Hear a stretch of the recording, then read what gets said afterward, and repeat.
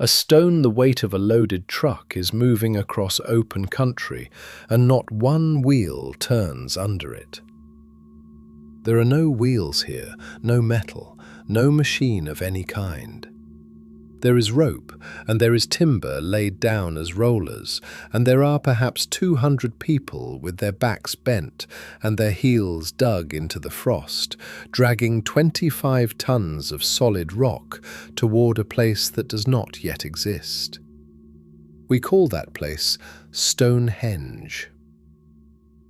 The stone they are hauling has already come further than anyone watching would think a stone could come by human hands. And the people pulling it, the people whose whole world is bound up in this one act, live in houses of timber and thatch that will rot back into the soil within a single lifetime. They are spending themselves to move a thing that is meant to stand forever. How do you move this, the length of an entire island, with no wheel and no metal? And pull it off, not once, but more than 80 times. And here is the stranger question, the one that runs underneath the whole story. Who looks at a stone lying in the ground, hundreds of miles away, and decides it is worth dragging all the way here? The crew of perhaps 200 has the work split into jobs. Some haul on the ropes at the front, some lever the stone from behind, and some do nothing but carry the spent rollers from the back of the train to the front, laying the same logs down again and again, so the stone never runs out of road beneath it. The ropes are not tied to the stone, but cradled around it in a timber frame, so the pull is shared. When the ground rises, they double the crew. When it falls, they hold the stone back against its own weight, because a thing this heavy does not stop when you want it to. This is the whole toolkit: rope, timber, antler, muscle, and an enormous amount of time. No one is coming to help them. There is no one else. No lost civilization, no engineers from somewhere wiser. There are only farmers and the thing they have decided to build. And the strangest part is the reach. The stone under these ropes came from hills a day's walk to the north.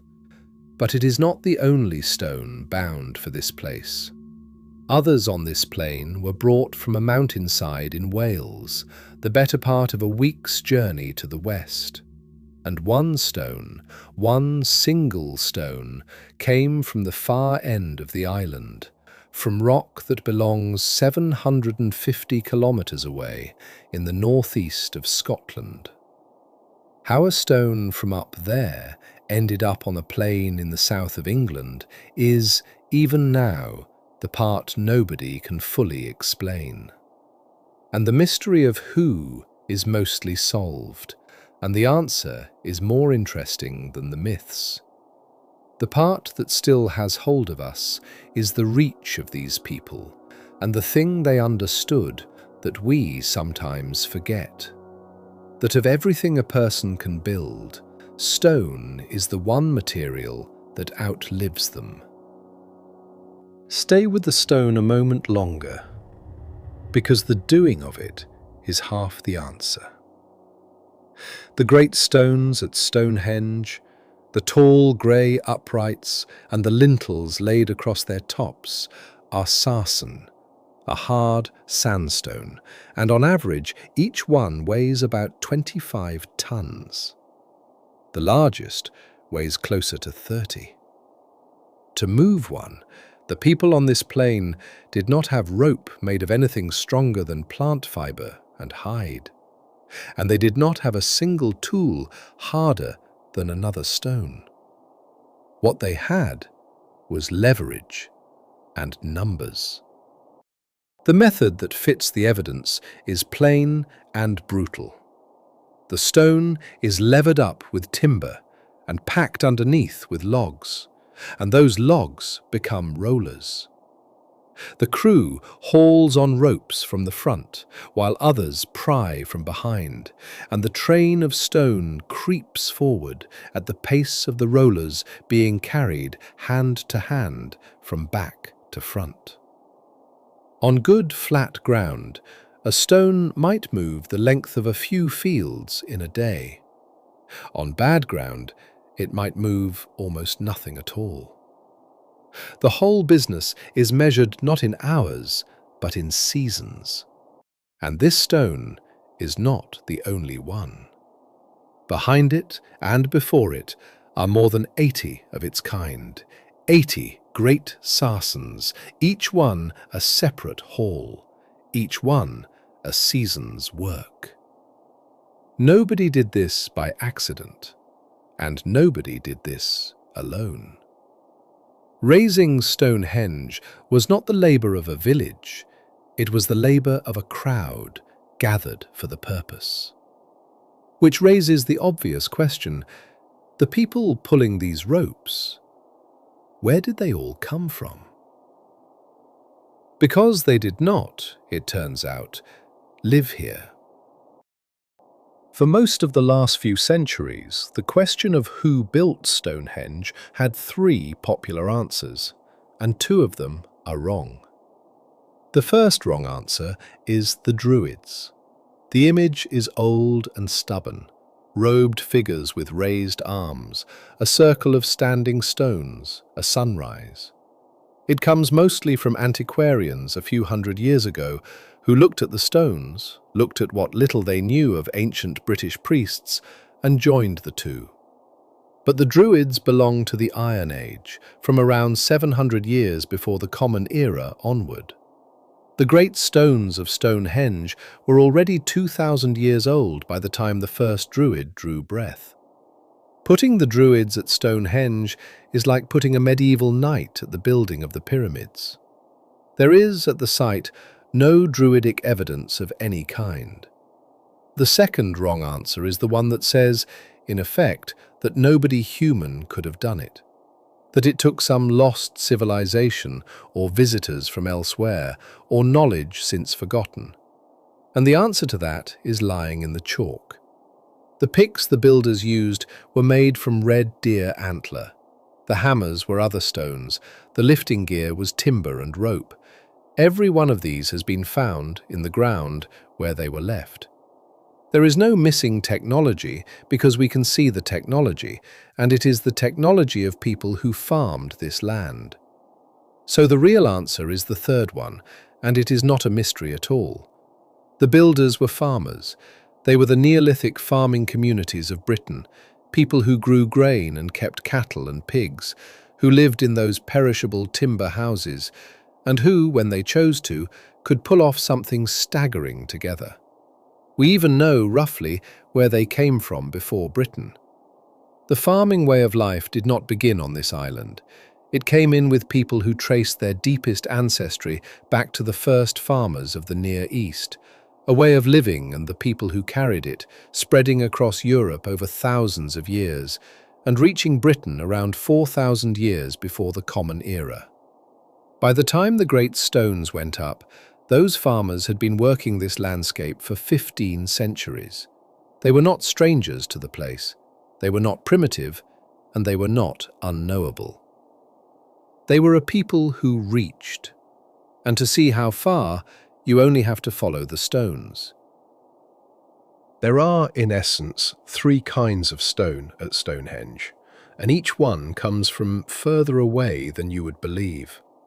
Start with the big ones, the great grey sarsens, the 25-ton uprights and lintels that give the monument its shape. For 300 years, no one could say exactly where they came from.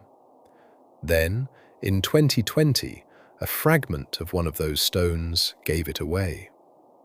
The fragment was a core drilled out during repairs in the 1950s, kept on a wall for decades by a man who had worked the site and quietly returned in his old age. Its chemistry let geologists fingerprint the rock and match it to its source. The big stones came from a wooded ridge in the Marlborough Hills, about 25 kilometres to the north. 50 of the 52 stones they were able to test share that single origin, a day's walk away, close by the standards of what comes next. Then there are the smaller stones, set among the giants, the ones called bluestones, because freshly broken they show a bluish cast. They weigh a mere 2 to 5 tons each, and they did not come from a day's walk away. They came from a mountainside in the Preseli Hills of West Wales. From outcrops geologists have matched to the stones with real confidence, where the marks of Neolithic quarrying have been dated to around 3,000 years before the Common Era. From those crags to Salisbury Plain is something on the order of 225 to 250 kilometres, about 150 miles. 2, 3 and 5-ton stones carried the better part of the way across southern Britain. And then there is one stone that breaks the pattern entirely. It lies flat at the heart of the monument, a slab of pale sandstone, and for 100 years everyone assumed it too was Welsh, like the bluestones it sits among. Then, in August of 2024, geologists testing its chemistry found something nobody expected. The rock does not belong in Wales. It belongs 750 kilometres away at the far end of the island in the northeast of Scotland. One archaeologist put the scale of it plainly. 250 kilometres is quite extraordinary, she said. 750 is ridiculous. And here a careful word is owed, because this is the easiest thing in the whole story to get wrong. What the geology proves is where that stone was born. It does not prove how it got to Wiltshire. That is a different question, and it is still open. We will come back to it, because it is one of the real mysteries left in this story. But hold the three distances together for a moment. A day's walk, 150 miles, the length of the entire island. There are more than 900 stone circles in Britain. Not one of the others gathers its stones from across the whole of it, only this one. And the people reached exactly as far as the stones did. A short walk northeast of the stones, on a low rise above a river, there was a village, and not an ordinary one. It held more than 300 houses, which made it, in its day, the largest village anywhere in northwestern Europe. From it, a broad avenue of packed flint ran down to the river. The houses were timber and thatch, small and square and warm, crowded together. And inside them, and in the open ground around them, the people who built Stonehenge appear to have lived while they built it. But the strangest thing about this place is not its size. It is that for much of the year it may have been nearly empty. The rubbish they left behind tells the story.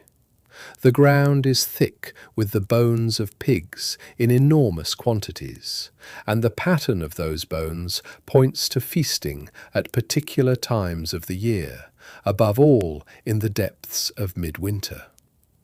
The animals were brought in already raised.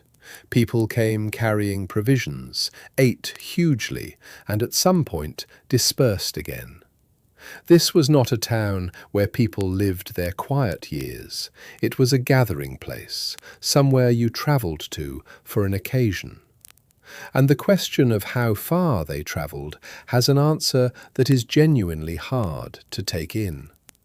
Because in 2019, scientists worked out where the feasting animals had been raised. not by guessing, but by reading the chemistry locked into the pig's bones and teeth, which carries the fingerprint of the ground they grew up on. And those pigs had not been raised nearby. They had been raised across the whole of Britain, some as far north as Scotland, some from the northeast of England, some from West Wales. People had hauled their pigs, driven on the hoof or carried slaughtered, across hundreds of kilometres to eat them here. Now, pigs do not walk to a feast on their own. If the animals came from across the island, the people came from across the island. There are almost no human bones at the site to test directly, so the pigs are the best evidence we have of where the people came from, and the reading is the same in every direction. Think for a moment about what that actually took. To bring a herd of pigs from Scotland to Wiltshire, driven on the hoof or butchered and carried across rivers and through forest for weeks, just to eat them at a feast at midwinter. The man who led the study did not understate it. Transporting those animals, he wrote, either slaughtered or on the hoof, over hundreds or even tens of kilometres, would have required a monumental effort. A monumental effort. The same words you would reach for to describe moving the stones. And here it is spent not on rock, but on getting people and their animals into one place at one time of the year. The same study gave it a name. These gatherings could be seen as the first united cultural events of our island, with people from all corners of Britain descending on the areas around Stonehenge to feast on food that had been specially reared and transported from their homes. The first united cultural events of our island. People walking, some of them, the length of Britain with their animals to be in this one place at midwinter. The stones travelled a long way to get here, so did the people. The reach was never only in the rock, it was in them. And the two places, the village and the stones, were tied together by water. The avenue of packed flint ran from the village down to the river. A second avenue ran from the river up to the stone circle. Stand back far enough, and the whole thing reads as one design, a place to gather and feast and live, a river to carry you, and at the far end of the journey, the circle. And the archaeologist who has dug this ground longest came to believe something about the two places, the warm timber village and the cold stone circle. To him, the pattern looks deliberate. The village was the place of the living. Timber, which is warm and workable and rots, fires, feasts, noise, crowds. The circle was something else. It was built of stone, cold and silent and made to last, and it sat a short walk away, joined to the village by the river and the avenues, as if the two belonged to one design. There is even a detail in the way they face the sky that seems to bind them. The great stones are aligned so that, at midwinter, the sun sets through them. The timber circle at the village is aligned the opposite way, so that at midwinter the sun rises into it. Sunrise of the dead year at the place of the living, sunset of the dead year at the place of the dead. To the archaeologist who reads it this way, the village and the circle are not two monuments, they are two halves of one. The living in the material that does not last, and the stone circle reserved for something that was meant to. Because before it was a circle of standing stones at all, this place was already in use. for the dead. We have left a question hanging since the first minute, and it is time to face it honestly. How do you actually move these stones? Not the local ones, but the ones that came from far away. For the great sarsens, the answer, as we have seen, is heavy but plain. A day's overland haul by rope and roller and crew. For the Welsh bluestones, it gets much harder, because now the distance is 150 miles. We know it was done. The stones are standing on Salisbury Plain, and they came out of a Welsh mountainside. The argument is about how. For a long time, the popular picture was a sea voyage. Drag the stones to the Welsh coast, float them on rafts around the headlands and up the rivers toward Wiltshire. It is a romantic image, and there is a reason to doubt it. In the year 2000, a team tried it. They took a bluestone-sized block, around 3 tons, slung it beneath boats, and set out to recreate the sea crossing. The sling frayed. The stone sank in the waters off the Welsh coast on the very first leg, and had to be winched off the seabed. The people who ran the experiment still concluded that Neolithic people could have moved the stones, but the sea route, specifically, looked a great deal less easy than the story had it. The archaeologist who has studied the quarries most closely now leans the other way. With the quarries confirmed on the northern side of the Welsh hills, he thinks the likelier path was overland through the valleys. And then there is the hardest case of all, the one stone from Scotland. The geology, remember, tells us only where it began, at the far end of the island, 750 kilometres off. It does not tell us how it crossed that distance, and that is a genuinely open question. The leading explanation now is that people moved it somehow, in stages, over land and along the coast. A follow-up study argued that the ice of the last ice age never flowed from northeast Scotland down to southern England, so a glacier could not simply have dropped the stone on Salisbury Plain. Rather than being carried naturally by ice, the lead author wrote, the evidence points to a deliberate, carefully planned movement across a challenging and varied landscape. But notice the words, the evidence points to. That is an inference, not a sighting. No Neolithic boat has been found that carried it, no sledge track, nothing in transit. A minority of geologists still argue that ice did more of the work than people did. The honest position is the uncomfortable one.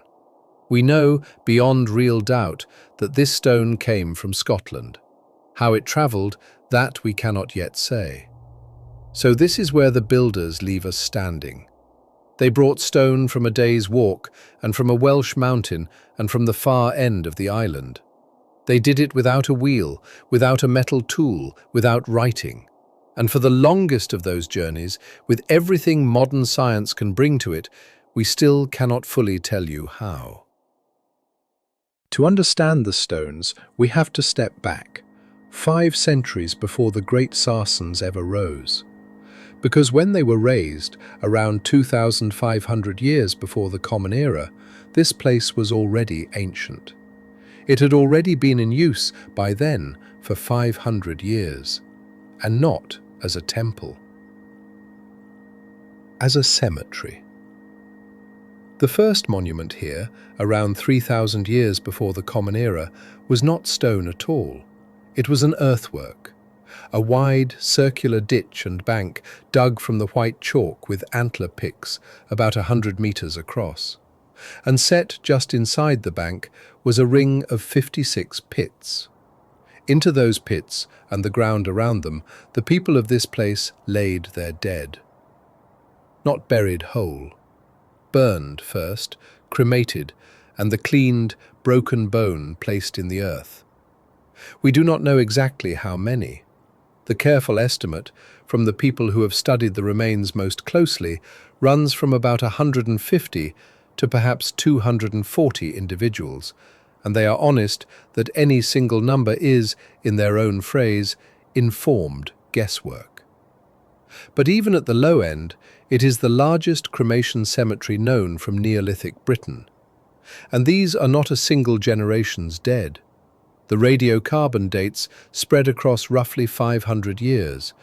That is the span from the Norman conquest of England to the present day, all of it spent burying the dead in one circle of pits, generation after generation choosing this exact patch of chalk as the place you brought your people when they died. Long before there was a single standing stone here, this was already the most important place to be buried in Britain. And some of those dead had come a very long way to lie here.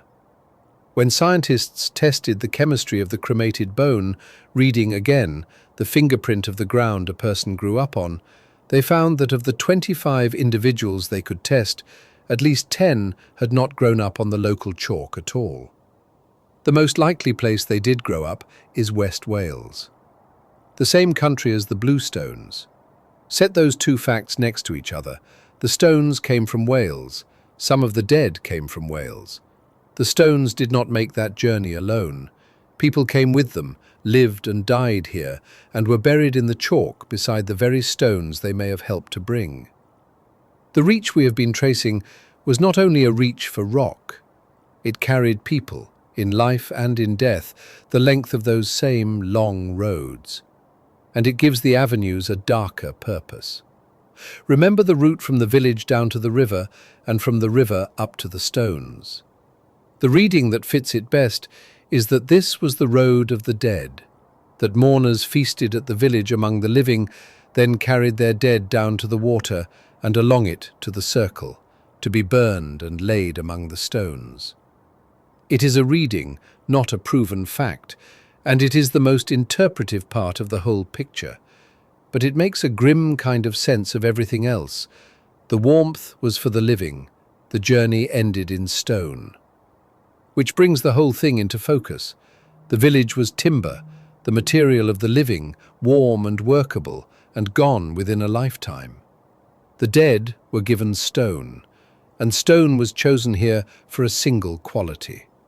That it endures past the people who raise it, past the mourners who carry the dead to it, past everyone who can remember whose ashes lie in which pit. They did not build the circle to be used and replaced, they built it to outlast them. That, more than the size of any single stone, is the thing to hold on to. And it raises the question that has hung over this monument longer than any other. If the place was, first and last, a place of the dead, then what was the great stone circle actually for? Here is the honest truth about purpose. We do not know. But we are not standing in the dark either. There is one thing about this monument that is not in dispute, and it is worth saying plainly. The stones are aligned to the sun. The axis of the whole monument points to the sunrise of midsummer in one direction, and the sunset of midwinter in the other. And on this, even the sharpest critics of every grander theory agree. Whatever else it was built by people watching the turning of the year with great care, and building that turning into stone. Beyond that one certainty, there are several ways to read the place. Walk into each one for a moment and see the world it implies. Suppose first that it was what the ground beneath it already was, a place of the dead and of the ancestors. We have just seen the cemetery that came before the stones, the cremations in the ring of pits, the dead carried here from far away. On this reading, the standing stones are not a temple to a god, but a monument to the dead themselves.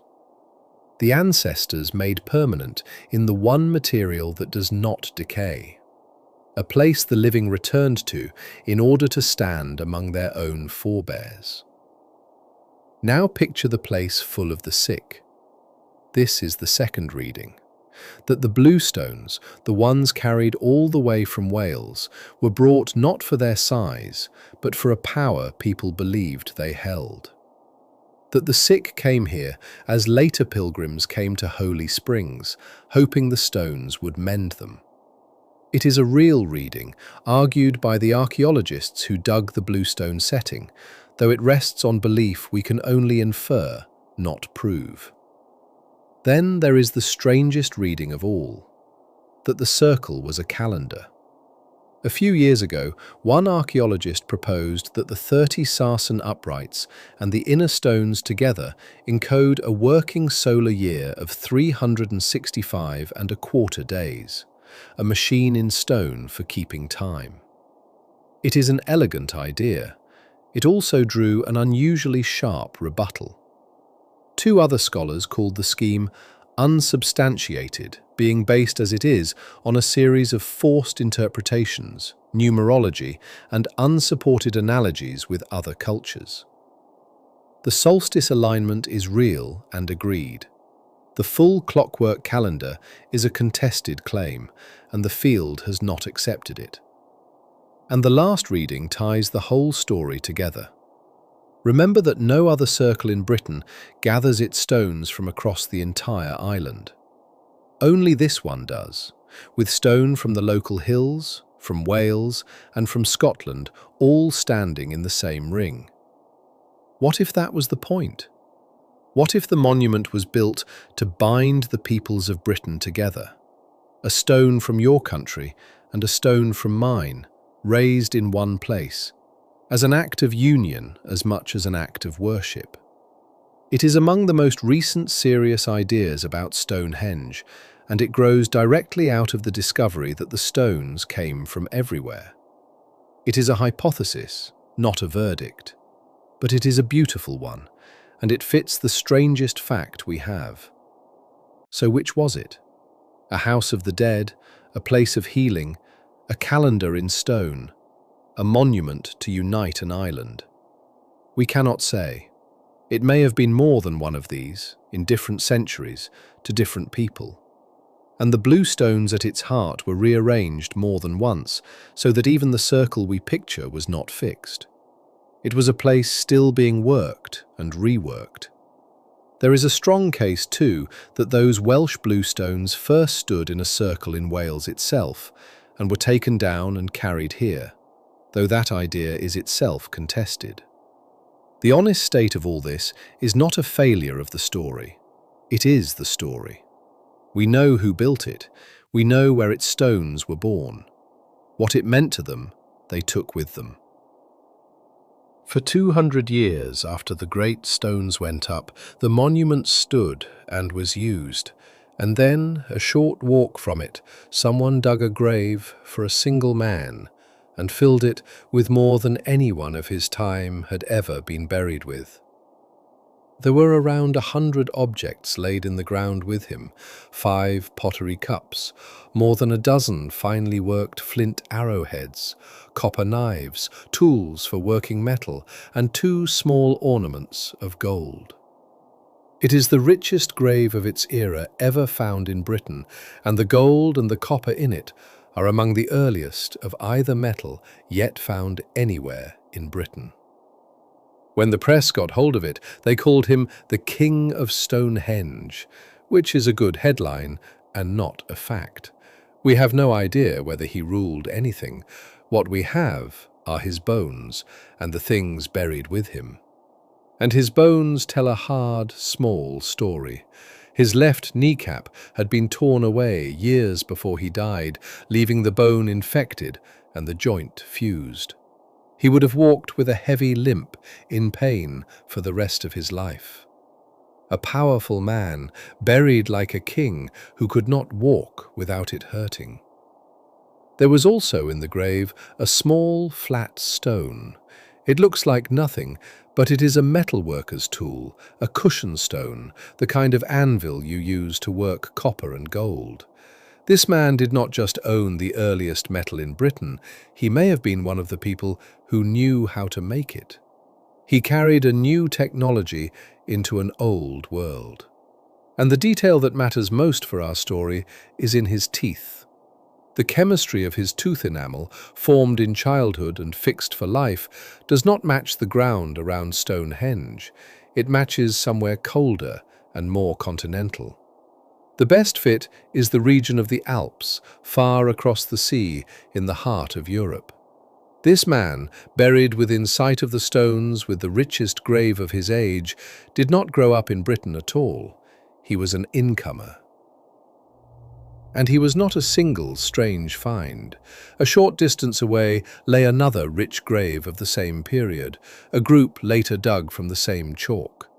The man with the ruined knee was not an accident of the record. He was one face, one rich, lamed, far-travelled face of something that was, in these centuries, remaking the entire island. Around 4,500 years ago, just as the last of the great stones were being raised, new people began arriving in Britain from the continent. They brought a distinctive style of pottery, and with it metalworking and a new way of burying their dead. Archaeologists name them for their pots. What matters is what happened to the population that was already here. Over the centuries that followed, the ancient DNA tells a stark story. The genetic makeup of Britain did not shift or blend or slowly drift. It was replaced.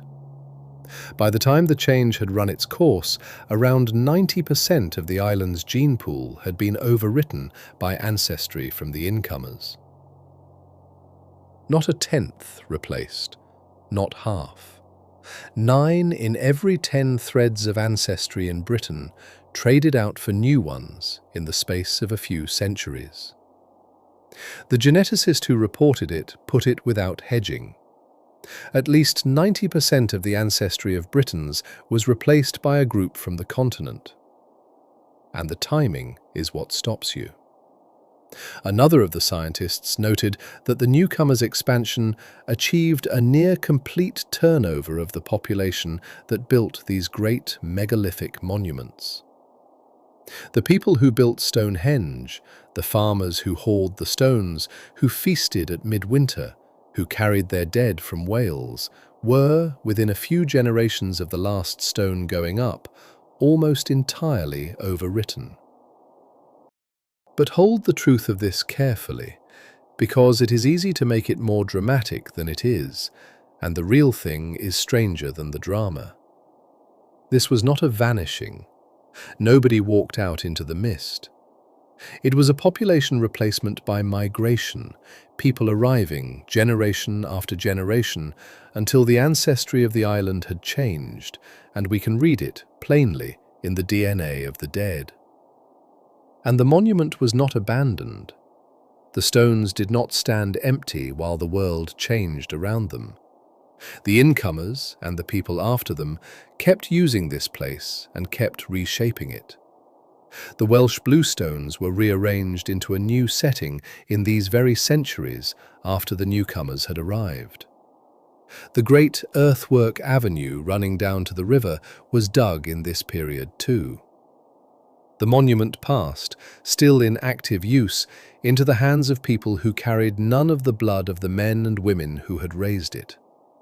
They did not tear it down, they took it up.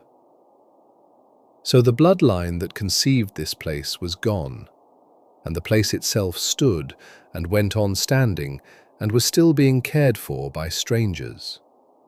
Which leaves the quiet thing this whole hour has been moving toward. Go back for a moment to where we began. To the stone moving across the frozen plain, 200 people bent to the ropes, dragging 25 tons toward a place that did not yet exist. They lived in houses of timber that would rot within a lifetime, and they were spending their lives to raise something in stone, the one material that lasts. They got what they reached for. The stone they raised to outlast everything has outlasted everything. It is still standing. You can walk out onto that plain today and put your hand on it. And everyone who raised it is gone. Not only the men and women who pulled the ropes, but every last person who carried their blood. Their entire line was overwritten within a few generations, and the monument they built passed, still standing, still in use, to strangers who descended from none of them. Two true things side by side, and neither one cancels the other. The stone endured exactly as they meant it to, and the people who built it did not. Their whole bloodline gone, while the thing they made stayed. They understood, better than we usually let ourselves understand, how far apart those two spans of time really are. The life of a stone and the life of a family of people. They built in stone for exactly that reason, and the distance between them, between a thing that lasts 5,000 years and a line of people that did not last 500, is the distance you are looking across when you stand in front of Stonehenge. The people are not a mystery. We know who they were and how they lived and what became of them. The mystery is the stone. It is still here.